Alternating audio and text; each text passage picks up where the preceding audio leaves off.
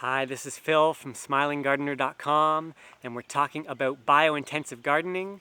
And the next step in the process that I want to cover is what in biointensive gardening they call carbon farming. And this is a really great concept if you're trying to be more sustainable on your property. So when we're doing our composting and perhaps our mulching, many of us are bringing in these things from off-site. We're buying some compost, we're bringing in some materials in order to make that compost, or we're bringing in some mulch. And I have no problem with that, especially because most of us are doing this gardening on the side. We're working, we're making money, and we can go and spend that money to enrich someone else's life and to get something in value in return. So that's all fine. But I also think it does make a lot of sense, if we're trying to be sustainable, to try to bring a lot of this stuff from on-site. And in biointensive gardening, they try to have 60% of their garden be to grow carbon crops, to grow their own compost, basically.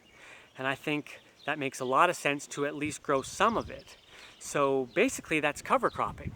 And the two main types of crops to do that, to use for that, are grasses and legumes.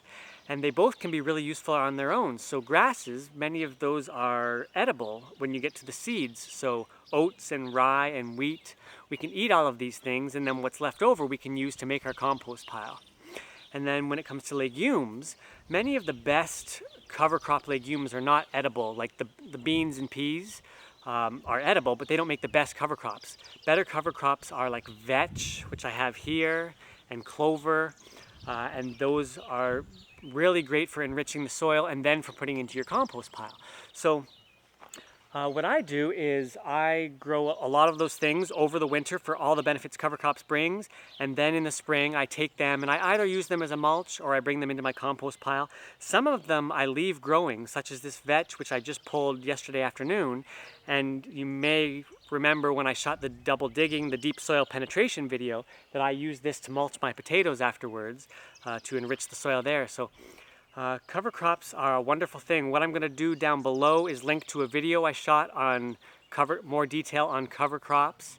And if you're in the academy, in either Academy Light or the full academy, in month 5, I believe, we get talking about cover cropping in more detail. I think that's all I wanted to say about cover crops. Just, it makes a lot of sense to grow a lot of your carbon right on site for the benefit it provides when you're growing the cover crops, and then for the benefits when you throw them into a compost pile or use them as a mulch afterwards. So that's all for that.